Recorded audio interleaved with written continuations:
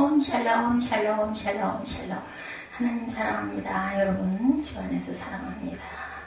The Savior Jesus, 구원자 예수 그리스도에 대한 내용 13장 21절에서 23절까지.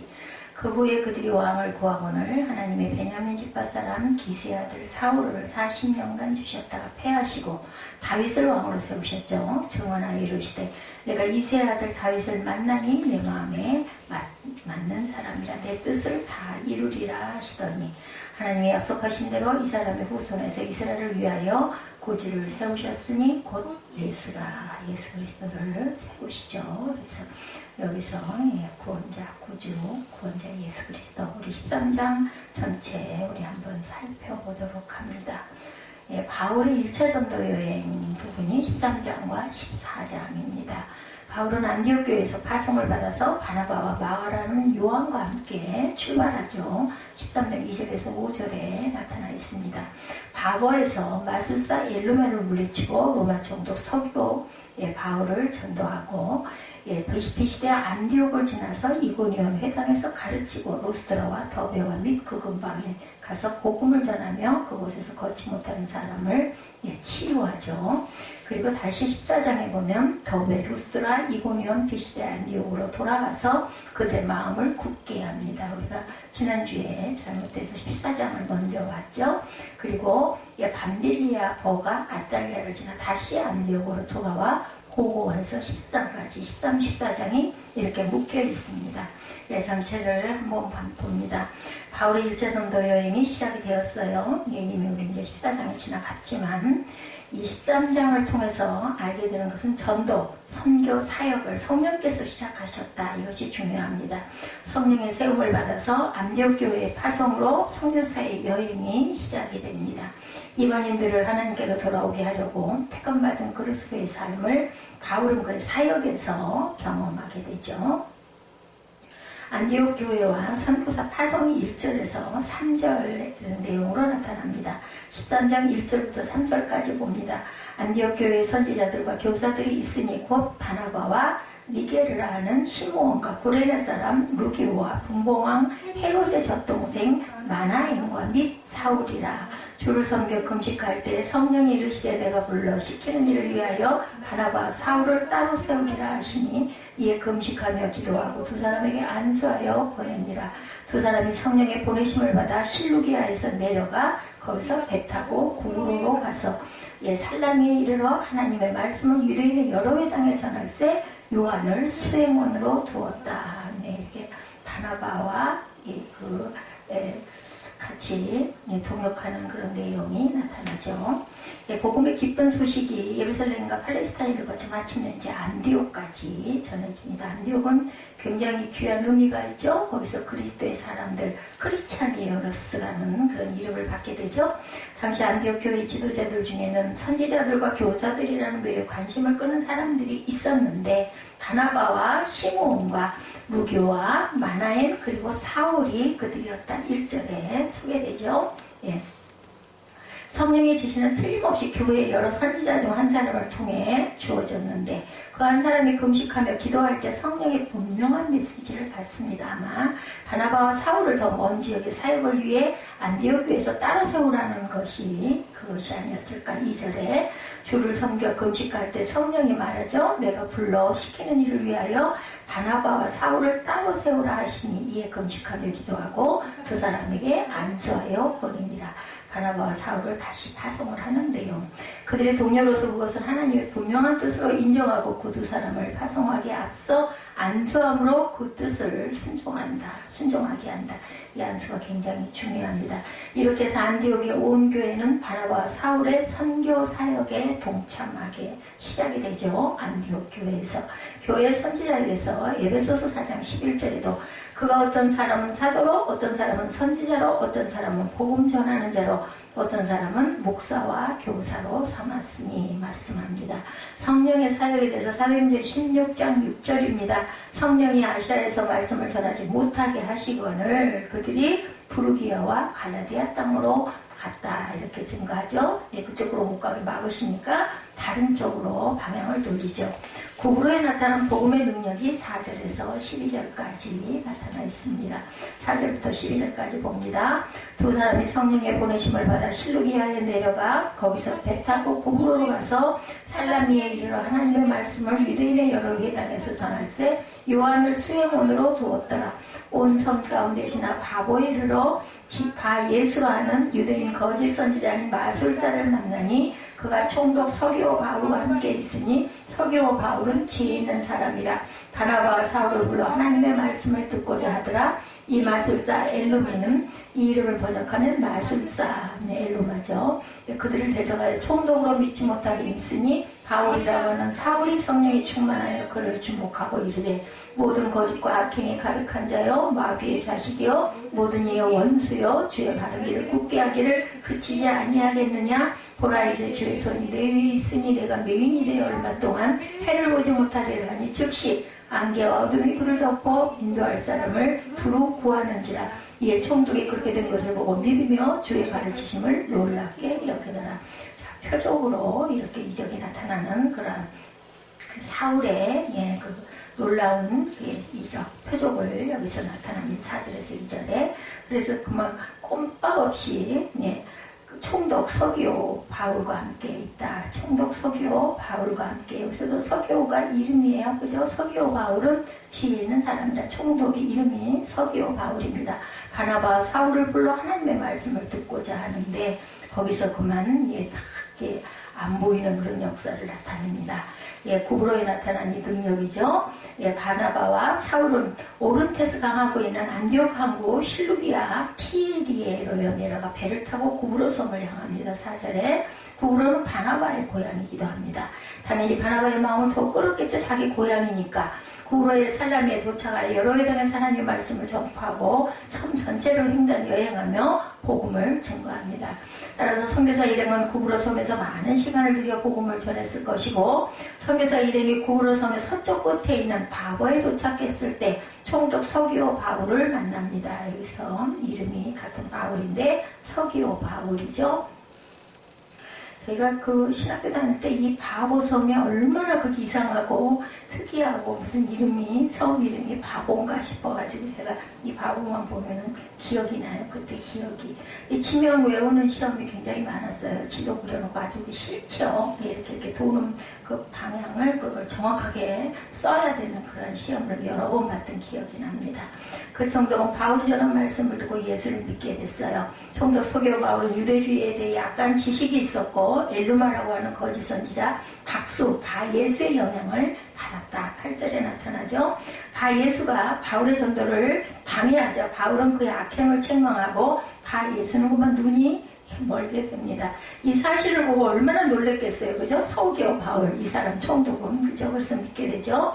서기오 바울이 회개할 수 있는 계기가 되고, 바보에서 사울이 총독 서기오 바울을 만난 후부터 사울은 계속 바울로 불리기 시작한 시점이라고 여기라는 것. 그죠? 눈먼 장님을 만들고 나서 그때부터 이제 사울이 바울로 불리게 됩니다. 거짓 선지자에 대해서 마태복음 7장 15절에도 거짓 선지자들을 삼가라. 양의 옷을 입고 너에게 나오나 속에는 노략질하는 일이라 말합니다. 악의 관영에 대해서 로마서 1장 29절에 곧 모든 불의, 추악, 탐욕, 악의가 가득한 자요 시기, 살인, 분쟁, 사기, 악독이 가득한 자요 수군수군하는 자요 이런 자들은 악한 자들이라는 거죠. 그 다음에 비시디아 안디옥의 이야기가 13절부터 쭉 펼쳐집니다. 바울과 및 동행하는 사람들이 바보에서 배를 타고 밤빌리아에 있는 버가에 이르니 요한은 그들에게서 떠나 예루살렘으로 돌아갑니다. 요한은 그들은 버가에서 더 나아가 비시디아 안디옥에 이르러 안식일에 회당에 들어가 앉으니라.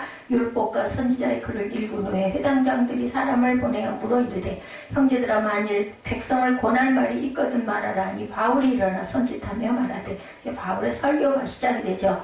이스라엘 사람들과 및 하나님을 경외하는 사람들아 들으라 시작합니다. 17절에 이 이스라엘 백성이 하나님이 우리 조상들을 택하시고 애굽 땅에서 나가내된 그 백성을 높여 큰 권능으로 인도하여 내사 광야에서 약 40년간 그들의 소행을 참으시고 가나안 땅 7 족속을 멸하사 그 땅을 기업으로 주시기까지 약 450년간이라 그 후에 선지자 사무엘 때까지 사사를 주셨더니 그 후에 그들이 왕을 구하거늘 하나님이 베냐민 지파 사람 기스의 아들 사울을 40년간 주셨다가 아까 우리 읽은 본문 오늘의 말씀이 중심이죠. 행하시고 다윗을 왕으로 세우시고 증언하여 이르시되 내가 이새의 아들 다윗을 만나니 내 마음에 맞는 사람이라 내 뜻을 다 이루라 하시더니 하나님이 약속하신 대로 이 사람이 후손에서 이스라엘을 위하여 구주를 세우셨으니 곧 예수라. 구주 예수 그리스도. 그래서 24절에 그가 오시기에 앞서 요한이 먼저 회개의 세례를 이스라엘 모든 백성에게 전파하였다. 이렇게 쭉 나오죠. 이렇게 요한은 그들에게서 떠나 예루살렘으로 이제 돌아가고, 여기서 요한 마가가 예루살렘으로 돌아가게 된 경우를 우리가 봅니다. 이것 때문에 2차 전도 여행 때 바울과 바나바가 충돌을 하죠. 자기 삼촌이 부차적인 위치로 밀려나서 계속 여행을 하고 싶은 심령이 사라졌을지도 모르겠다 추측하건대 바나바가 이제 그때부터 누가 바울이 드러나요. 사울이었던 바울과 바나바가 버가에서 북쪽으로 올라가 들어가기로 결정하자 처음 따라 나설 때 예상보다 기간도 길어지고 고생도 예상되고, 그래서 이 마가는 포기했을 수도 있다. 젊었죠. 청년이었고 무슨 이유로 일행을 떠났든 간에 바울은 그것을 옳지 않게 여깁니다. 시작했으면 끝까지 그죠? 유종의 미를 거두어야지 이제 이런 마음이죠. 수종자에 대해서 디모데후서 1장 18절에 보면 원하건대 주께서 그로 하여금 그날에 주의 공의를 잊게 하여 주옵소서. 또 그가 에베소에서 많이 봉사한 것을 내가 잘 아느니라. 사역자의 임무, 그리스도께서 수종자는 봉사하는 자라는 뜻이죠. 사역자의 임무, 그리스도께서 나를 보내심은 세례를 베풀게 하려 하심이 아니요 고린도전서 1장 17절입니다. 오직 복음을 전하게 하려 하시니로되 말의 지혜로 하지 아니함은 그리스도의 십자가가 헛되지 않게 하려 함이라. 사역자의 임무는 바로 이런 거죠. 하나님의 말씀이 헛되지 않도록 세례를 베풀고 그리고 복음을 전하게 하시죠. 안식일의 첫 설교가 16절부터 시작이 됐어요. 비시대 안디옥은 로마의 통상 요충지로 해발 990m 되는 그러한 곳이었습니다. 여기서 이제 바울이 설교가 시작돼요. 도시는 행정상으로 로마의 속주 갈라디아에 속합니다. 그곳에 도착한 바울 일행은 갈라디아 여러 도시에 복음을 전하죠. 그들은 자신들의 관행대로 도착 후 첫 안식일 아침에 그곳의 회당을 방문하죠. 개회 기도와 성경 낭독이 있은 회당장이 이 두 방문객에게 혹시 예배자들에게 권할 말이 있으면 해라 이렇게 청하죠. 그때는 이렇게 그 말씀 전할 기회를 회당에서 주었어요. 바울은 그 부탁에 응합니다. 이 설교에서 하나님께서 바울이 구약시대에 행하신 권능의 역사를 토대로 여기서 이제 계속 나오죠. 말씀을 쭉 증거합니다. 사울이 폐하해지고 다윗이 세워진 그 역사 21절에서 23절까지 이렇게 쭉 말하죠. 다윗의 자손 예수 구원이 날 비시디 안디옥의 회당에 참석한 유대인들과 하나님을 경외하는 이방인들에게 값없이 제공됩니다. 설교를 마치면서 바울은 예수의 이름으로 죄사함을 얻어라 이렇게 38절에 선포하는 내용이 나타납니다. 37, 8절을 보면 하나님께서 살리신 이는 썩음을 당하지 아니하였나니 그러므로 형제들아 너희가 알 것은 이 사람을 힘입어 죄사함을 너에게 전하는 이것이며 또 모세의 율법으로 너희가 의롭다 하심을 얻지 못하던 모든 일에도 이 사람을 힘입어 믿는 자마다 의롭다 하심을 얻은 이것이라. 그런즉 너희는 선지자들을 통하여 말씀하신 것이 너에게 미칠까 상가라. 일렀을 때 보라 멸시하는 사람들아 너희는 놀라고 멸망하라. 내가 너희 때를 당하여 한 일을 행할 것이니 사람이 너에게 일러줄지라도 도무지 믿지 못할 이라 하였느니라 하니라. 그들이 나갈새 사람들이 청하되 다음 안식일에도 이 말씀을 하라. 너무나 이제 거기에 은혜를 받았어요. 그래서 다음 주에도 또 나와서 이것을 전해달라 부탁을 받는 내용까지가 42절까지 그리고 43절에서 마지막까지는 회당의 모임이 끝난 후에 일들이 일어나죠. 하나님의 은혜예요. 고린도전서 3장 10절에 보면 내게 주신 하나님의 은혜를 따라 내가 지혜로운 건축자와 같이 터를 닦아두매 다른 이가 그 위에 세우나 그러나 각각 어떻게 그 위에 세울까를 조심해야 되겠다. 이렇게 하나님의 은혜를 우리가 항상 바라보고 또 그 나 자신을 다시 한번 돌아볼 줄 알아야 되겠죠. 두 번째 설교가 42절 이후부터 나타납니다. 유대인들의 시기와 논쟁의 것으로 일어나죠. 43절부터 우리 52절까지 함께 합독합니다. 회당의 모임이 끝난 후에 유대인과 유대교에 입교한 경건한 사람들이 많이 바울과 바나바를 따르니 두 사도가 더불어 말하고 항상 하나님의 은혜 가운데 있으라 권하니라.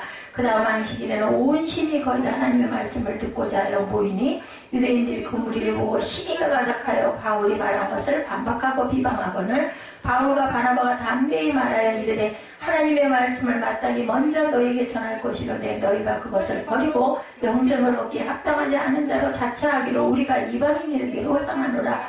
주께서 이같이 우리에게 명하시되 내가 너를 이방의 빛으로 삼아 너로 땅 끝까지 구원하게 하리라 하셨느니라 하니 이방인들이 듣고 기뻐하여 하나님의 말씀을 찬송하며 영생을 주시기로 작정된 자는 다 믿더라. 주의 말씀이 그 지방에 두루 퍼지니라. 이에 유대인들이 경건한 귀부인들과 그 신의 유력자들을 선동하여 바울과 바나바를 박해하게 하여 그 지역에서 쫓아내니 두 사람이 그들을 향하여 발에 티끌을 떨어버리고 이고니온으로 가거늘 제자들은 기쁨과 성령이 충만하니라.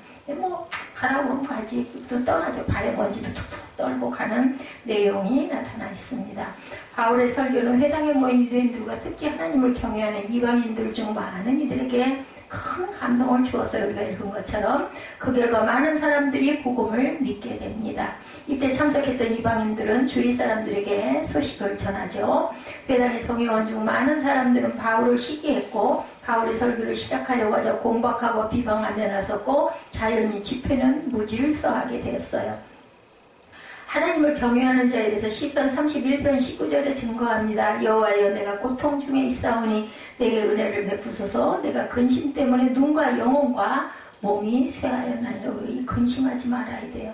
뭔가 염려가 있고 근심이 있고 뭐가 마음에 걸려있으면 쉼이 없어져요. 그래서 예수께서 오셔서 제일 먼저 샬롬하고 우리에게 평강을 주신 것 같습니다. 비방을 합니다. 베드로후서 2장 12절에 그러나 이 사람들은 본래 잡혀 죽기 위하여 난 이성 없는 짐승 같아서 그 알지 못하는 것을 비방하고 그들의 멸망 가운데서 멸망을 당한다. 이렇게 증거되어 있습니다. 알지도 못하는 것을 비방해서는 안 되겠죠. 제자들에게 기쁨과 성령이 충만하였다. 예사야 8절부터 나타났어요. 그죠? 복음 전파에 놀랄만한 성공은 유대인들이 시기를 불러일으켜 유대인들은 바울의 말을 반박하고 비방합니다. 심지어는 핍박을 계속하여서 성 밖으로 쫓아내죠. 이 시점에서 바울과 바나바는 유대인들에게 복음 전하는 것을 잠시 중단하고 선교 활동의 새로운 전환점, 이것이 이제 어디로? 이방인에게로. 이방 선교를 위한 새로운 출발이 하나님의 명령이고 예언의 성취라고 선포합니다. 쫓겨난 사도들은 성령과 기쁨이 충만한 가운데 사역을 계속해 나가죠. 이방의 빛이라고 누가복음 2장 32절에 이방을 비추는 빛이요 주의 백성 이스라엘의 영광이니이다 하니 그의 부모가 그에 대한 말들을 놀랍게 여기더라. 예수 그리스도의 말씀이시죠. 누가복음. 사도행전에서 이방인들이 복음을 열렬히 받으려고 하는 반면에 유대인 공동체에 대해서는 복음을 배척하는 현상이 오늘 본문에도 나타나죠. 너무나 많은 사람들이 추동을 하니까 정말 그 유대인들은 눈에다 불을 켜는 거죠. 이로 인해 바울의 사역은 이방인으로 향합니다. 그는 이사야 49장 6절의 말씀을 인용하면서 회복의 메시지를 이스라엘에게 전하고 또한 이방인에게 빛이 되라고 사명을 증거하죠. 이것은 여호와의 종으로 오신 예수께서 그의 제자들을 복음 사역에 참여케 하신 이유를 알게 한 내용입니다. 변함없이 주님을 사랑하고 주님을 기쁘시게 하기를 원하는 우리 모두가 하나님께서 항상 은혜를 부어주시죠. 이런 말씀 속에서도 보면 우리가 세상을 살아가면서 누구의 마음에 든다는 건 정말 쉽지가 않아요. 그죠? 누군가에게 마음에 들면 반대 세력이 반드시 있습니다. 직장 생활 하시는 분들은 직장 동료나 상사의 마음에 들도록 해야 하는데 많은 부분 쉬운 일이 아니라고 하죠. 그러나 마음이 맞는 사람과 함께 일을 하려고 하고 또 마음에 드는 사람을 존귀하게 사용하고 쓰임받는 모습을 또한 보죠. 가정생활도 마찬가지예요. 부부 관계에서도 서로 마음이 맞아야 합니다.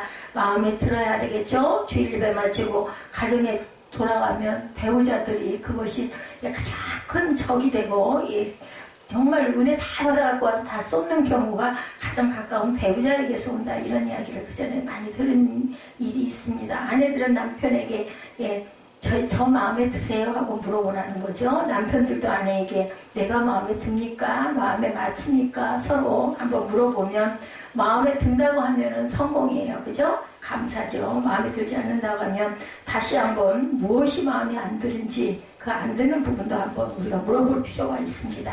집안 청소하는 것이 마음에 들지 않는다. 그러면 청소를 잘 해주면 되고 또 아내들이 남편에게 집에 늦게 들어오는 것이 마음에 들지 않는다 하면 좀 일찍 들어오면 되죠. 퇴근하자마자 즉시 집에 들어가고 서로 마음에 맞도록 하는 것이 행복하게 복되게 어떻게 평안하게 살 수 있는 방법이기 때문에 서로 마음을 맞춰야 한다. 우리 신앙생활도 하나님의 마음에 드는 사람, 합한 사람, 누구처럼? 다윗처럼 꼭 하나님 마음에 맞는 사람이 될 때 하나님은 아낌없이 우리에게 복을 부어주시죠. 사도행전 13장 우리 본문 21절에서 23절 말씀을 통해서 주님이 기뻐하시는 저와 여러분들이 되시기를 우리 주님의 이름으로 축복합니다. 우리 생긴 모든 가족이 다 주님의 마음에 맞는 사람, 주님의 마음에 드는 사람이 되어서 주님의 기쁨이 되어지고 주님이 소원하시는 그런 성도들, 나 주님의 기쁨 되기 원하네. 이 말씀으로도 찬양으로도 우리가 고백을 하죠. 봉독한 말씀의 배경 우리가 쭉 읽었어요. 그동안 그죠? 바울 사도가 말씀을 선포하면서 이스라엘의 역사에 대한 말씀이 펼쳐집니다. 창조시대, 족장시대가 창세기에 나와 있는 말씀인데 아브라함으로부터 시작해서 족장들에 의해서 이스라엘 믿음의 민족들이 이루어져 나가는 그런 내용들이 같이 연결이 되죠. 이스라엘 백성들이 애굽에 내려가서 노예생을 하게 되었는데 모세를 통해서 출애굽을 하죠. 그 시대를 출애굽시대, 광야시대, 아무리 시대라고도 합니다. 광야에서 40년 동안 모세가 이스라엘 백성을 이끌어 인도에 가나안 땅을 향하게 한 사건이 있습니다. 그 광야시대는 훈련의 시대이기도 하다. 모세의 후계자 여호수아를 통해서 가나안을 정복하는 그 시대는 가나안 정복시대다라고 말합니다. 그리고 가나안을 정복해서 하나님은 사자들을 세워서 이스라엘을 다스리고 통치했는데 그 시대가 왕이 없는 사사시대가 되죠. 마지막 사사 사무엘 때 백성들은 왕을 요구합니다. 이제 사사들만 있다 보니까 우리에게도 왕을 허락해달라. 이 나라를 견고하게 세워갈 수 있는 왕을 세워달라고 사무엘에게 요청하죠. 이렇게 요구했을 때 사무엘이 이스라엘의 초대 왕을 기름 부어 세웠는데 오늘 본문에 등장하죠. 그 왕이 바로 사울 왕이었다. 그 사울을 하나님이 세우셔서 그가 겸손했고 부지런했고 아주 준순한 아주 잘생겼다고 그러죠. 사울을 세웠지만 그러다 보니까 교만해집니다. 그죠? 이게 제일 중요한 건 우리가 선줄로 할 때 넘어질까 조심하라는 말씀을 항상 기억해야 됩니다. 하나님은 우리의 중심을 보신다고 했는데 이 사울은 하나님 마음에 맞지 않는 그런 왕이 돼버리고 말았어요. 처음에는 안 그랬어요. 그죠? 굉장히 겸손했고 아주 준수하고 아주 겸손했고 부지런했다 이렇게 나옵니다. 하나님께서 이 사울이 마음에 맞지 않아서 오늘 본문에 패하시고 라는 말씀이 나옵니다. 하나님 마음에 맞는 왕, 내 마음에 맞는 왕을 다시 세우겠다. 이 왕이 바로 누구? 다윗 왕. 가정에서도 직장에서도 마음에 맞는 그런 부하 직원이 되고 상사가 되고 또한 배우자가 되어야 된다는 거죠. 이게 중요합니다. 관계에 있어서. 21, 2절입니다. 그 후에 그들이 왕을 구하거늘 하나님의 베냐민 지파 사람 기스의 아들 사울을 40년간 주셨다가 패하시고 다윗을 왕으로 세우시고 질문하여 이르시되 내가 이새의 아들 다윗을 만나니 내 마음에 맞는 사람이라 내 뜻을 다 이루리라. 사울이 어쩌다가 하나님께 그 버림을 받았어요. 사무엘을 안 기다리고 자기가 제사장이 드려야 할 예배를 먼저 제사를 드리는 바람에 그때 버림을 마지막으로 받죠. 여러 가지 사건들이 있었지만 하나님의 영광을 가리는 것처럼 아주 두려운 것은 없다라는 것을 우리가 알아야 됩니다. 사울이 왜 하나님 마음에 맞지 않았을까? 하나님께서 사울을 패하신 이유, 다윗을 내 마음에 맞는 사람이라고 했는데 다윗은 왜 하나님의 마음에 합한 사람이었을까? 우리가 이 부분을 묵상합니다. 우리 삶 속에 우리가 또한 적용을 해야 되겠죠. 사울은 패하여졌지만 우리는 패하여지지 않는 그런 은혜, 뜻을 받고 가야 하기 때문에 또 다윗처럼 마음에 있는 사람에 대해서 하나님이 부어주시는 복을 받는 저와 여러분들이 되셔야 할 줄로 믿습니다. 사울의 삶 속에 많은 잘못이 있었어요. 잘못이 없는 사람은 누구도 없죠. 이 사울은 정말 하나님 보시기에 마음에 들지 않는 부분 그 중에 몇 가지를 보면 예외를 무시했죠. 아까 제가 말씀드렸죠. 사무엘상 13장 12절에 이에 내가 이르기를 블레셋 사람들이 나를 치러 길갈로 내려오늘 내가 야훼께 은혜를 간구하지 못하였다 하고 부득불하여 번제를 드렸나이다 하니라. 이 부분이 아주 큰 결격선. 성령을 회방하는, 성령을 무시하는 죄가 가장 크다는 것을 우리가 오늘날도 기억해야 합니다. 사울이 지금 왕이 되어서 나라를 통치하고 있는데 블레셋이라고 하는 주변에 강대국이 침략을 해왔어요. 사울은 먼저 전쟁을 하러 나가기 위해서 하나님께 번제를 드리고 가야 했는데 사무엘을 청했지만 번제를 드리려면 반드시 제사장이 있어야 되는데 그것을 무시합니다. 기다렸어요. 기다렸는데 사무엘이 좀 늦었습니다. 근데 그걸 못 참죠. 예, 사무엘 제사장이 하루를 기다리고 이틀을 기다리고 3일을 기다려도 오지 않는다. 예, 사울의 마음속에 아주 조급한 마음이 들죠. 전쟁은 나가야 하고 번제는 드리고 나가야 하는데 제사장이 오지 않으니까 내가 하지. 소를 끌고 와. 소를 끌고 와서 제사장만 주관할 수 있는 그 번제를 사울이 그만하고 맙니다. 하자마자 도착하죠, 사무엘이. 그리고 사울왕이 번제를 드렸다는 말을 듣고서 사울왕을 책망하죠. 왕은 망령된 일을 행하였다. 이제 왕의 나라가 곧 끝이 날 것이다.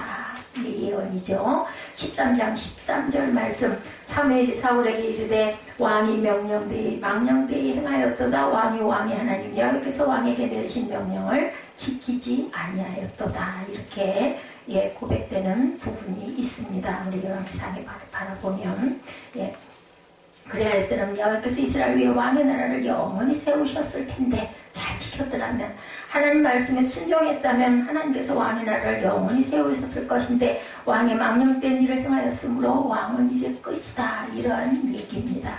예, 이 말씀을 어떻게 생각하면 굉장히 무섭죠. 그리고 어떻게 생각하면 왜 사무엘이 좀 제 시간에 약속한 기약에 왔으면 좋을 텐데 근데 지금 시대와 같지가 않아요. 그죠? 오다 보면 여러 가지 일들이 있기 때문에 정확하게 도착할 수는 아마 없었을 수 있는데 그것을 기다리지를 않았다라는 겁니다.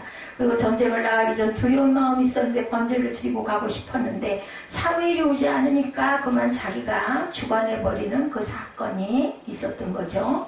예, 예배를 안 드린 것도 문제지만 예배를 드리는 것도 어떤 방법? 하나님께서 원하시는 방법. 어땠어요? 저기 언약궤 옮길 때, 그죠? 예, 제사장들이 어깨에 매서 가야 될 것을 예, 마차에다 실어서 아주 그냥 조심스럽게 귀하게 고급스럽게 좋은 마차에다 갔다가 그 언약궤를 놓고 가다가 그만 덜컹하고 움직이니까 그것을 급하게 잡은 사람 그 자리에서 죽죠. 예, 그 옷사가 그 자리에서 직사하는 그런 광경이 성경에 보면 나옵니다. 이렇게 예배드리는 방법이 굉장히 중요하다. 오늘날 현대인들 가운데 그런 크리스찬들 요즘에 또 코로나 바이러스로 인하여서 아주 그 인터넷 예배가 아주 성행을 하고 있습니다. 참 문제예요. 이러다 보면 교회 나가지 않고 편안하게 이제 인터넷 예배드리면 인터넷 예배 시대가 열리는 건 아닐까 이런 염려가 되더라고요. 그러면 저 작은 교회들은 정말 명함도 못 내밀고 큰 유명한 목사님들 예 그쪽으로 뭐 2,000명, 3,000명 뭐 이런 거 올라와 있더라고요. 보니까 가나안 교인이라고도 하는데 간대로 하면 안 나가 교인. 예, 아주 엄청 잘 된 거죠. 가나안이 안 나가. 예, 이렇게 거꾸로 하면 그런가 봐요. 예, 교회 안 나가고 집에서 나는 하나님 믿어. 아예 헌금도 안 내고 얼마나 편해. 그죠? 뭐 옷차림 신경 쓸 일도 없고 누워서 드리면 어떻겠어요. 그죠? 예, 엎드려 드리면 무슨 상관이. 그게 예배라는 이야기인 거죠. 예배를 드리는데 TV에서 나오는 설교 듣고 예배 드리고 인터넷에 올라온 설교 듣고 예배 드리고 헌금을 보내고 싶으면 보내고 말고 싶으면 말고 온라인으로 보내는 거 뭐 안 보내면 어때 이런 거죠. 사울은 그렇게 얘기합니다. 부득불을 할 수밖에 이렇게 할 수밖에 내가 없었다. 제사장이 오지 않아서 내가 좀 제사 드리는 것이 번제 드리는 것이 어떻다는 것이라고 얘기합니다. 그러고 나서 책망을 받죠. 부득불 그렇게 했더라도 오늘 우리가 신앙생활을 하면서 그런 신앙생활을 하면 안 되는 것이라는 겁니다. 우리가 마음을 다하고 성품을 다하고 뜻을 다하고 예를 들어서 오는 거리 가는 거리 그리고 내가 곱게 하나님 앞에 보시기에 예, 온전한 모습으로 단정하게 입고 나아가서 예, 정말 정갈하게 마음을 모아서 잠깐 쓰는 그 고백이지만 기도하는 마음으로 봉투 잠깐 쓰고 그렇게라도 좀 겸손하게 올리고 예배드리는 저는 그것이 맞다고 생각합니다. 그래서 책망을 받죠. 우리가 신앙생활하면서 부득불 그렇게 신앙생활 자꾸 하다 보면 점점 해이해지죠. 하나님의 정해 놓으신 방법대로 하나님이 원하시는 방법대로 우리가 신앙생활을 해나갈 때 하나님의 기쁨이 되고 하나님께서 기뻐 받으시는 신앙생활 그리고 예배가 된다는 것. 또 하나님께서 말씀하실 때 그 말씀조차도 하나님의 명령조차도 무시해버렸어요. 하나님의 명령은 우리가 반드시 지켜야 할 명령이죠. 아말렉이 쳐들어왔을 때 하나님께서 아말렉 전쟁을 할 때 하나님은 사울에게 아말렉을 다 끊어버리라고 그랬는데 사울 말 듣지 않죠. 자기 살찐 송아지며 좋은 것들을 따로 감추어 놓습니다. 사무엘상 15장 26절 말씀입니다. 사무엘이 사울에게 이르되 나는 왕과 함께 돌아가지 아니하리니 이는 왕이 야훼의 말씀을 버렸으므로 여호와께서 왕을 버려 이스라엘 왕이 되지 못하게 하셨음이니라. 이렇게 나타나 있습니다. 사울은 그렇게 이야기합니다. 아니 그거 번제 드릴 때 사용하면 좋지 않습니까? 그렇죠. 우리가 인간적으로 세상적으로 보면 아니 이걸 왜 다 죽여? 너무 아깝죠. 저라도 모를 것 같아요. 그 기가 막힌 보석 금은보화 왜 다 버리고 다 불태워버리라고 하죠. 그걸 왜 갖고 와가지고 번제 드릴 때 그 번제 받으시겠어요? 하나님이 명령하셨는데 원치 않습니다. 하나님의 명령한 대로 끊어버리는 것이 중요하죠. 육체의 소욕을 끊어야 되는 그런 일들이 많습니다. 근데 세상적으로 보면 그게 굉장히 미련한 일같이 보이죠. 아니 아깝게 그걸 왜 그렇게 해? 뭘 그렇게까지 할 일이야? 이런 생각 당연히 들죠. 우리가 신앙생활하면서 술이나 담배 우리 믿음의 아름다운 병을 위해서 끊도록 권면해요. 어디 담배 피지 말라는 말씀이 성경에 어디가 있느냐. 술을 먹지 말라고 어디 있느냐. 근데 있더라고요. 보니까 레위기인가. 술은. 근데 이제 포도주를 약으로 쓰는 경우 디모데에게도 그런 이야기를 하죠. 몸을 좀 살펴라. 조금의 소량의 포도주를 조금씩 마시라. 이거는 약으로 양용으로 먹는 겁니다. 신앙생활을 시작하면서 여러 가지 끊어버릴 것 중에 그 부분도 끊어버려야 되는데 오랫동안 습관이 되고 중독이 되어서 쉽게 끊어지질 않습니다. 끊었다가 또 피우는 경우들도 많죠. 담배 같은 경우도 술도. 내 영적인 은혜의 생활을 위해서 끊어버리는 것이 중요합니다. 그 명령 하나님께서 원하시는 것 하나님께서 좋아하시지 않는 것은 우리가 안 하는 거죠. 언제 후회가 할까. 담배를 오래 피우신 분들은 폐암에 걸리기가 쉽다고 그러죠. 그래서 자기 폐를 한번 자기 눈으로 깨끗한 폐와 비교만 한번 해봐도 이거 충격을 받아가지고 담배를 정말 끊을 결심을 하는 분들이 많다고 그래요. 그렇게 색깔이 다르다고 그러죠. 술을 오래 마시는 분들은 간암에 걸리기가 쉽다고 그러죠. 간암 선고를 받고 폐암 선고받고 나면 이제 얼마나 후회를 해요. 후회해도 정말 이미 때는 늦었다. 그걸 고치려면 얼마나 고생을 하겠어요. 아차 내가 그때 끊었어야 했는데 왜 끊지 못했을까. 후회해도 이미 지나가 버린 거죠. 담배 안 피운다고 그것이 구원과 무슨 상관이 있겠느냐 이런 말 하시는 분들은 예전에 굉장히 많았어요. 요즘에는 그래도 담배를 안 피우시는 분들이 꽤 많으시더라고요. 길에서도 예전에 엄청 많이 보였는데 지금은 그렇게 많지가 않은 걸 보면 구원하고는 상관이 없을 수도 있어요. 담배 피워도 술 마셔도 예수 십자가 의지하면 믿음으로 구원받기 때문에 그런 부분 구원과 상관이 없을 수 있지만 우리가 하나님을 기쁘시게 하고 올바른 신앙생활을 하는데 많은 지장이 술 마시다가 과음되고 담배 많이 피다가 건강에 해롭고 그저 그 좋을 것이 아무것도 없죠. 혹시 그것이 나의 아말렉이구나 이렇게 생각하고 끊어버리면 끊어라 하고 자신에게 명령하고 끊어버리면 그것이 자신에게 복으로 돌아온다라는 거. 사울은 합리화를 합니다. 송아지가 되다 제사 드리는데 사용하면 되지 그게 왜 나빠. 세상적인 생각 자기 생각이 먼저 앞서는 거죠. 우리는 미련한 것 같아도 하나님의 지혜를 의지하고 가야 합니다. 하나님이 명하신 대로 실천하는 것이 굉장히 중요합니다. 어떤 분들은 신앙생활을 하면서 물질 문제도 11조 드리기는 드리는데 가난한 교회 보내면 어떨까요? 또 좋은 방법이기도 해요. 그죠? 가난한 복지기관으로 보내면 어떨까요? 말라기 3장 10절이죠. 내 집에 양식 있게 하고 라는 말씀이 나옵니다. 내 교회에 내 섬기는 교회에 마땅히 드려야 되는데 그렇게 하십시오. 목사님들 그렇게 대답들 하시죠. 그렇게 말을 하면 그렇게 하고 싶으시면 선교 헌금을 보내십시오. 그렇게 하고 싶으시면 특별 헌금을 보내십시오. 그런데 11조는 자신이 나가는 본교회에 하는 게 맞죠. 11조는 온전하게 하나님께 내 교회에 드리고 그것은 제2의 헌금으로 특별한 헌금이니 선교 헌금 그렇게 보낼 수가 있는 것이다. 우리의 신앙생활도 하나님의 명하신 대로 하나님의 방법대로 하는 것이 우리가 하나님의 기쁨이 되어드리는 소중한 부분들. 사울에게 있어서 가장 치명적인 그런 어려움은 사울이 신접한 여인을 찾아가서 그런 이야기가 나옵니다. 사무엘상 28장 8절입니다. 사울이 다른 옷을 입어 변장하고 두 사람과 함께 갈새 그들이 밤에 그 여인에게 이르러서 사울이 이르되 청하노니 나를 위하여 신접한 술법으로 내가 네게 말하는 사람을 불러올리라. 사울이 답답해가지고 전쟁이 이길까 질까 알아보고 싶어서 요즘으로 말하면은 그죠? 예, 무당을 찾아간 사건이에요. 옷을 변장을 하고. 사울이 블레셋과의 전쟁을 하러 또 나가야 되는데 이거 어떻게 하면 좋을까? 옛날에도 이런 일들이 있었던 거죠. 꿈으로도 하나님의 말씀으로도 아무리 기도를 해도 응답이 없어. 우림으로도 말을 하지 않습니다. 선지자를 통해도 말씀하지 않습니다. 답답해. 그래서 결국은 말씀을 붙잡고 기도하고 목사님 찾아가서 상담하고 해야 되는데 교만한 사람이 그러기 어려웠겠죠. 하나님의 뜻을 알게 해주십시오. 그런데 사울은 무슨 유혹? 신접한 여인이 있다고 하더라. 엔돌에 그 지역을 찾아가죠. 신통하다더라. 그 사람에 가서 물어보자. 연말연시에 요즘에는요 믿는 사람들도 이런 데 많이 찾아간다고 그러죠. 정치인들 뭐 당선되기 위해서 뭐 당연하게 그렇게 찾아다닌다고 합니다. 불신자들만 가는 거 보면 얼마나 좋겠어요. 믿는 자들이 이렇게 찾아다닌다는 거. 주님이 하나님이 얼마나 그거 아파하시겠어요. 너무 사울은 이 신접한 여인을 찾아가서 그 일로 인해서 당신도 죽고 당신의 아들까지도 죽고 당신의 시대가 끝이 난다고 하는 말을 들어요. 또 하필이면 거길 갔는데 아주 기가 막힌 게 꼭 전개죠. 결국 그 전투에 나가서 자신과 자신의 아들들이 죽는 패가 망신한 비극을 맞이하고 맙니다.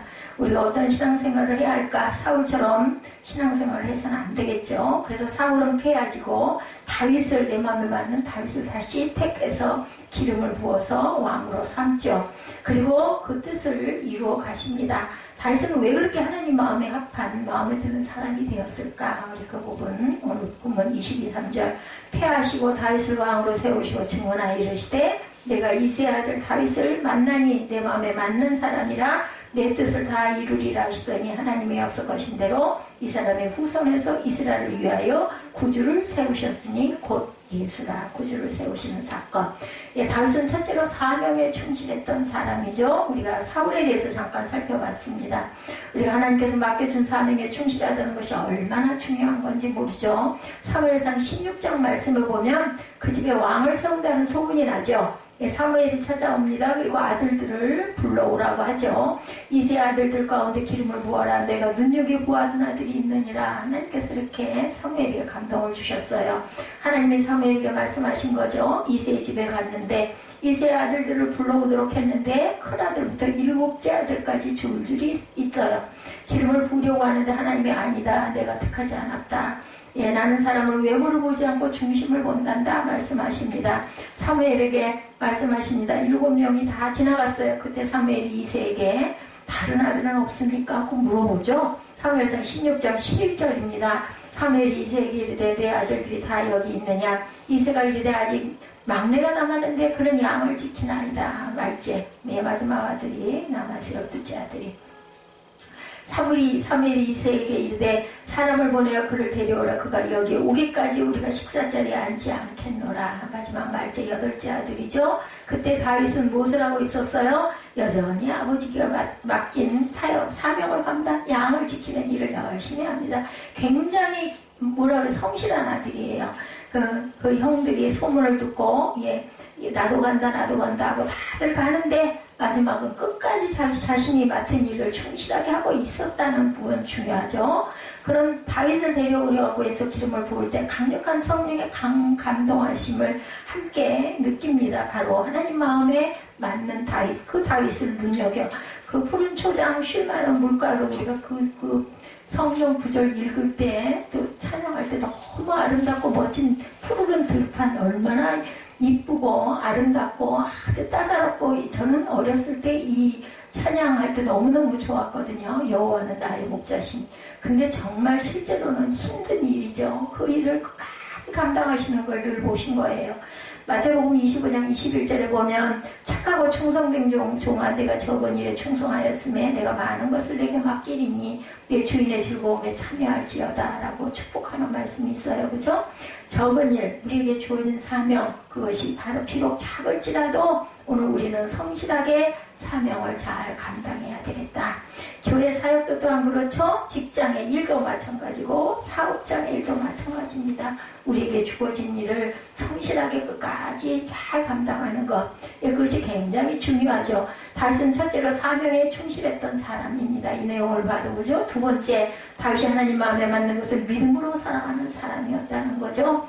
사울처럼 점점이 찾아가가지고 물어보는 그런 사람이 아니었습니다. 오직 믿음으로. 이스라엘이 큰 어려움을 겪고 있었어요. 블레셋이 쳐들어왔는데 거기에 골리앗이라는 장수 이야기 여러분들 너무 잘 알죠. 그 장수 앞에 이스라엘이 쩔쩔매고 있습니다. 그때 다윗은 어린 소년이어서 전쟁터에 심부름을 갑니다. 그런데 골리앗이 나와서 이스라엘을 모욕하고 이스라엘 하나님을 모욕하는데 어린 소년의 마음에 그만 의분이 일어나죠. 아니 저 골리앗이 누구기에 하나님을 모욕한단 말이냐. 우리 굉장히 동화로도 많이 봤어요. 그죠? 왜 이스라엘 백성들이 나서서 싸울 사람이 없단 말이가. 내가 나와서 싸우겠다. 어렵기 때문에 아마 물불 안 가리고 튀어나갈 수도 있었을 겁니다. 그래서 이 골리앗을 다윗이 맞짱을 뜨게 된 거예요. 사건이. 그죠? 사무엘상 17장 45절에 보면 골리앗을 향해서 다윗이 선포합니다. 블레셋 사람에게 이르되 너는 칼과 창과 단창으로 내게 나아오냐. 나는 만군의 야훼 이름 곧 내가 모욕하는 이스라엘 군대 하나님 이름으로 내게 나아가노라. 이렇게 선포하고 튀어나가죠. 블레셋 골리앗과 나가서 싸우는데 이 어린 소년 다윗이지만 믿음으로 나아간 사건입니다. 블레셋 사람인 골리앗은 칼과 창과 단창으로 나왔지만 나는 만군의 야훼 이름으로 나아간다. 이스라엘의 군대 하나님의 이름으로 내가 나아간다. 오직 하나님 이름으로 믿음으로 나아갑니다. 하나님을 기쁘시게 하는 성도는, 하나님의 마음에 맞는 성도는 이렇게 하나님을 의지하고 그리고 믿음으로 살아가는 사람들, 믿음이 없이는 하나님을 기쁘시게 하실 수 없나니 하나님께 나아가는 자는 반드시 그가 계신 곳과 그가 그를 찾는 자들에게 상 주시는 이심을 믿어야 할지니라. 히브리서 11장 6절 말씀이죠. 믿음이 없이는 하나님을 기쁘시게 할 수가 없습니다. 그리고 상 주시는 이심을 우리는 믿습니다. 아멘. 나를 사랑하시고 끝까지 나를 지켜주시는 하나님을 우리가 끝까지 믿어야 한다는 것. 하나님께 나아가는 자는 그가 계신 곳과 자기를 찾는 자들에게 상 주시는 이심을 믿는 다윗은 바로 이런 믿음의 사람. 다윗은 첫째로 사명에 충실했고 둘째로 믿음의 사람이었고 세 번째 진정으로 회개하는 사람이기도 했습니다. 우리가 살면서 잘못을 범하지 않는 사람은 없어요. 세상에 의인이 없나니 하나도 없어요. 그렇죠? 모든 사람이 죄를 범하여 하나님의 영광에 이르지 못하느니라고 말씀합니다. 하나님은 죄를 미워하시지만 회개하는 사람을 사랑하시고 용서하시는 인애의 하나님, 자비의 하나님이시죠.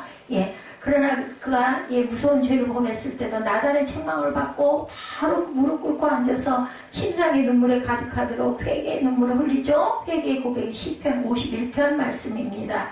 하나님이여 죄인 자를 따라 내게 은혜를 베푸시며 죄 많은 긍휼을 따라 내 죄악을 지워주소서. 이 다윗의 기도예요. 2절에 나의 죄악을 맑게 씻으시며 나의 죄를 깨끗하게 제하소서. 이렇게 기도합니다. 나의 죄를 깨끗하게 제하여 주옵소서. 3절에 보면 물은 나는 내 죄가를 아오니 내 죄가 항상 내 앞에 있나이다. 고백하죠. 내 죄가를 내가 압니다. 내 죄가 항상 내 앞에 있습니다. 모태로부터 죄악 가운데 태어났습니다. 원죄를 가지고 태어났다는 거죠. 근데 다윗은 모든 죄악들을 눈물로 회개합니다. 내가 주께만 범죄하여 주의 목전에 악을 행하였사오니 주께서 말씀하실 때 의로우시다 하고 주께서 심판하실 때 순전하리다 하리다 말합니다. 나 뭐 어째서요 변명하지 않아요. 그죠? 내가 주께 범죄했습니다. 주의 목전에서 악을 행하였나이다. 그러나 회개하옵나니 주께서 말씀하실 때 이제는 의롭다 하여 주옵소서. 잘못했습니다 예요. 우리 자녀에게도 바로 내가 잘못했어요 하면 뭐라고 할 말이 없어요. 그죠? 다음엔 그러지 마 이렇게 하고 그냥 끝납니다. 박바국이고 핑계를 대고 그죠? 이유를 대고 하면 이제 길어지고 매가 올라가죠. 주께서 심판하실 때 순전하시다고 해주옵소서. 용서를 구하고 용서를 확신하는 고백을 계속합니다. 주님은 말씀하십니다. 여호와께서 말씀하시되 오라 우리가 서로 변론하자. 너희 죄가 주홍 같을지라도 눈과 같이 희어질 것이요 진홍같이 붉을지라도 양털같이 희게 되리라. 이사야 1장 18절입니다. 세상에 죄 없는 사람이 없지만 하나님 죄인을 미워하시지만 회개하고 돌아온 백성들을 하나님은 용서하시고 사랑해 주시는 하나님, 그리고 흰 눈처럼 양털처럼 아주 깨끗하게 기억도 아니하신다고 하세요. 우리 모든 죄를 사하여 주시는 하나님. 예, 다윗은 그렇게 회개할 때 하나님 앞에 마음의 합한 자가 되었다는 거예요. 잘못했는데 회개하는 모습을 보고 내 마음에 합한 자구나, 너는 정말 온전한 녀석이다 얘기합니다. 첫째로 사명의 충실, 둘째로 하나님 마음에 맞는 믿음, 셋째 진정으로 회개하는 자, 네 번째 하나님이 마음에 든 것은 하나님의 은혜가 너무 감사해서 하나님을 사랑하고 성전을 사랑했던 다윗입니다. 뭐 사랑보다 더한 건 없어요, 그죠? 시편 18편 1절에 보면 나의 힘이 되신 야훼여 내가 주님을 사랑합니다. 그 은혜를 생각하면서 사랑을 고백합니다. 우리 교회 온 가족들이 고백되어야 하는 이 말씀, 나의 힘이신 여호와여 내가 주를 사랑하나이다. 그래서 다윗은 하나님께 감사의 찬양을 올려드립니다. 수없는 시편의 말씀이 다윗의 시편이죠. 3분의 2 정도가 다윗이 쓴 시입니다. 그 은혜를 깨닫고 하나님께 감사의 고백을 올려드리고 그가 하나님께 감사와 감사의 찬양을 올려드리고 감사의 기도를 올려드린 것이 바로 이 시편입니다. 정말 은혜가 많고 아름다운 기도예요. 기도 보니까, 그죠? 그 시대에는 곡조가 있는 기도였습니다. 왜 그렇게 사랑한다고 고백했을까? 주님의 은혜가 너무 감사해서 깨달아서 그냥 절로 시가 막 입에서 줄줄 흘러나오고 곡조를 붙여서 고백을 하죠. 그래서 저는 오늘날의 찬양의 기도라고 생각을 합니다. 저는 주님을 사랑합니다. 저는 주님을 정말 사랑합니다. 저는 주님을 최고로 생각합니다. 베드로가 디베랴 바닷가에 고기 잡으러 갔을 때 주님이 찾아오시죠. 그리고 베드로에게 말씀합니다. 요한의 아들 시몬아, 내가 나를 사랑하느냐 3번이나 물어보십니다. 베드로는 내가 주님을 사랑하는지 주님이 아십니다 라고 나중에는 이렇게 고백합니다. 주님은 내 양을 먹이라, 내 양을 쳐라 말씀하시죠. 우리는 주님의 은혜를 깨닫고 주님을 사랑하되 최고로 사랑하는 그런 고백, 그랬을 때 하나님께서는 양떼를 맡겨주셔요. 양을 치라고 하십니다. 그 사랑을 고백하면서 어느 날 다윗은 자신이 받은 은혜를 생각하는 가운데 자신은 하나님의 왕으로 세우셔서 백향목궁에 거하는데 하나님의 언약궤가 휘장 아래에 장막에 거하는 것을 보고 너무나 안타깝습니다. 나단 선지자를 찾아가서 제가 성전을 건축하겠습니다 라고 얘기하죠. 그래서 나단 선지자 그 내용을 하나님께 고합니다. 역대상 17장 1절입니다. 다윗이 그의 궁전에 거주할 때 다윗이 선지자 나단에게 이르되 나는 백향목궁에 거주하거늘 야훼 언약궤는 휘장 아래 있도다. 이렇게 안타까워합니다. 너무 은혜가 감사하고 은혜가 너무 감격스러워서 제가 무엇으로 보답을 하오리까 생각했는데 하나님의 언약궤가 휘장 아래 장막에 있는 것을 보고 자신은 하나님의 은혜로 이 궁궐, 백향목 궁궐에 거하도록 해주셨는데 나는 남은 생애를 하나님의 성전 건축을 위해서 내가 쓰임을 받고자 한다. 나단에게 이렇게 말하죠. 역대상 17장 1절 이하에 보면 다윗을 축복하는 말씀이 하나님께서 받은 나단의 말씀이 나옵니다. 내가 다윗을 이 나라의 주권자로 삼겠다. 다윗의 이름을 존귀한 자의 이름으로 만들어 줄 것이다. 다윗의 모든 대적을 물리쳐 줄 것이다. 다윗의 씨를 통해서 왕이 나오고 왕위가 계속 이어져 내려갈 것이다. 영구할 것이다. 그리고 그 다윗이 기한이 차서 죽을 것이다. 그리고 장수할 것이다. 다윗은 그 모든 축복을 다 누리는 사람이 되었습니다. 하나님 마음에 합한 사람이 될 때 이런 아낌없는 축복이 저와 여러분에게 부어진다는 것이죠. 다윗은 사명에 충실한 사람, 믿음의 사람, 철저하게 진정으로 회개하는 사람, 온 마음을 다해 하나님을 사랑하고 교회를 사랑하는 그런 사람이었죠. 교회 안에 수없이 많은 성도들에게 교회를 사랑하고 하나님을 사랑하고 있어요. 새벽 시간에 그죠? 우리가 주일 예배에 또는 주중 예배에 너무 교회를 사랑하고 주의 성수를 위해서 때로는 여러 가지 힘들고 어려운 환난을 만나고 고난을 겪고 물질로 헌신하고 몸으로 심고 봉사하고 찬양으로 섬기는 하나님이 보시기에 합한 하나님의 자녀들이 얼마나 많은지 모릅니다.